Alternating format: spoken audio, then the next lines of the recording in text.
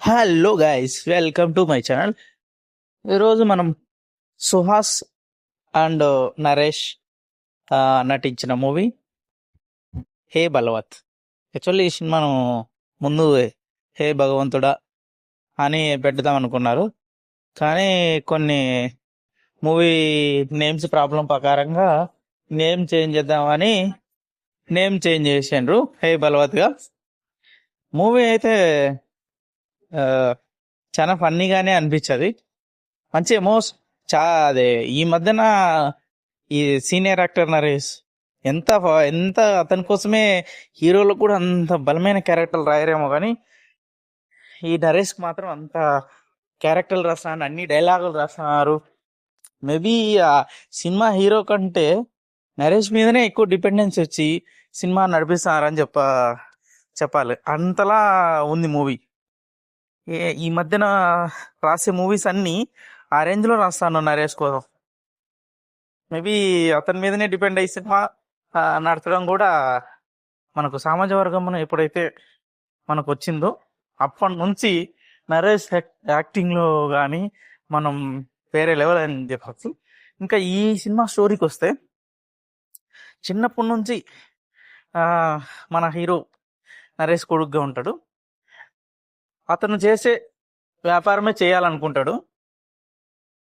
అయితే ఏం చిన్నప్పటి నుంచి చదువురా అన్నా కూడా నాకెందుకు చదవాల్సిన అవసరం లేదు, నేను మా నాన్న బిజినెస్ చేస్తాను అంటాడు. వాళ్ళు ఇంకేంటి కాదు అనిపించి వాళ్ళ నాన్న ఎక్కడ దూరంగా చదివించి ఎంబీఏ కంప్లీట్ చేస్తాడు. అక్కడ కూడా అతను చేసే పని ఏంటంటే, నాకు చదవాల్సిన అవసరం లేదు, మా నాన్న బిజినెస్ చూసుకుంటా అంటాడు. అలా ఎంబీఏ కంప్లీట్ చేసుకుని ఊరికి వచ్చిన అతను అసలు వాళ్ళ నాన్న చేసే బిజినెస్ ఏంటి, అసలు నిజంగా వాళ్ళ ఆ టైంలో హీరోయిన్ ఎలా కలిసిండు, ఆ బిజినెస్ నిజంగా చేస్తాడా అనేదే ఇక్కడ మొత్తం మూవీ స్టోరీ. ఇకపోతే ఇంకా ఏదైనా ఒక నిరూపించుకొని వాళ్ళ నాన్న బిజినెస్ చేద్దామనే ప్రయత్నంలో హీరోయిన్ కలిసి వాళ్ళు ఎన్జిఓ నడుపుతుంటే వాళ్ళ ఎన్జిఓ ద్వారా వాళ్ళు సహాయం చేస్తే వాళ్ళ బిజినెస్లు నడవక, ఆ బిజినెస్లకి ఇతను హెల్ప్ చేస్తే అలా హీరోయిన్తో మంచి ఫ్రెండ్షిప్ చేసుకుని హీరోయిన్ ప్రపోజ్ చేస్తుంది. అలాంటి సమయంలో వాళ్ళ ఫాదర్కు బాగాలేక హాస్పిటల్లో ఉండి వాళ్ళ బిజినెస్ చూసుకుందామని వెళ్తే, తీరా అక్కడికి వెళ్ళి చూస్తే అది ఒక లాడ్జి, అక్కడ ప్రాస్టిట్యూషన్ చేపిస్తూ ఉంటాడు. మీరు ఇంకా ఖాళీ చేయండి, నేను చూసుకుంటా ఈ బిజినెస్ అంటాడు. అంటే మేము ఖాళీ చేయము, మా మా మా బలవత్ భయ్య వచ్చింది, మా బాబాయ్ వచ్చింది, మేము ఖాళీ చేస్తాం అని చెప్తారు. మీకు ఈ పని తప్ప వేరే పని చేసుకోలేదా అంటే, అప్పుడు ఒక ఎమోషనల్గా చెప్పి అక్కడ కన్విన్స్ చేస్తారు. ఇంకా సరే, ఇంకా చేసేది ఏం లేక హీరో కూడా అలానే ఉంటాడు. అలాంటి సిచ్యువేషన్లో హీరోయిన్ ఒక రోజు ఆ బిజినెస్ చూడాలని వచ్చినప్పుడు ఇతను ఎలా మేనేజ్ చేసిండు, అందులో వెన్నెల కిషోర్ రోల్ ఏంటి అనేది ఒక మంచి ట్విస్ట్తో ఉంటుంది. వెన్నెల కిషోర్ ఏంట్రా ఇంత ఒక ప్రాస్టిట్యూట్ దగ్గరికి వచ్చే సీనా అనిపిస్తుంది ఆ సీన్ చూసినప్పుడు మనం. కానీ వెన్నెల కిషోర్కు పెద్ద రోలే ఉంది, మనం అది నోటీస్ చేయలేము. ఆ సిచ్యువేషన్లో వెన్నెల కిషోర్ అందులో ప్రాస్టిట్యూషన్ చేసే అమ్మాయిలో ఒక అమ్మాయిని లవ్ చేసి ఆ అమ్మాయిని పెళ్లి చేసుకోవాలనుకుంటారు. ఆ పెళ్లి చేసుకోవడానికి వెళ్ళినప్పుడు అతను సిట్టింగ్ ఎమ్మెల్యే కొడుకు ఆయన, అందువలన వీళ్ళు పోయి ఎలా కన్విన్స్ చేసిండ్రు, అతను ఒప్పుకున్నాడా లేదా, అదొక మళ్ళీ ఒక మంచి కాన్సెప్ట్గా రన్ చేసినాడు. ఇంకా అతన్ని సిట్టింగ్ ఎమ్మెల్యేని ఎలాగైనా బ్యాట్ చేసి గెలవాలనుకునే హర్షవర్ధన్ క్యారెక్టర్, అది హీరో ఫాదర్ క్యారెక్టర్. అలాంటి సమయంలో హీరోయిన్కు తెలిసి ఇతను చేసేది ఫ్రాస్ట్రేషన్ అని తెలిసి హీరోయిన్ అసహించుకొని వెళ్ళినప్పుడు, హీరోయిన్ తాతయ్య ఫ్రాస్ట్రేషన్ లో చనిపోయినప్పుడు దాన్ని ఎలా మేనేజ్ చేశారు, ఇలాంటి సీన్లన్నీ మనం చెప్తే అర్థం అవ్వదు, కానీ అంత ఫన్నీయెస్ట్గా ఉంటాయి అలాంటి సీన్లు. ఆ ఫన్నీగా మనకు ఉండే సీన్లు వేరే లెవెల్లో ఉంటుంది.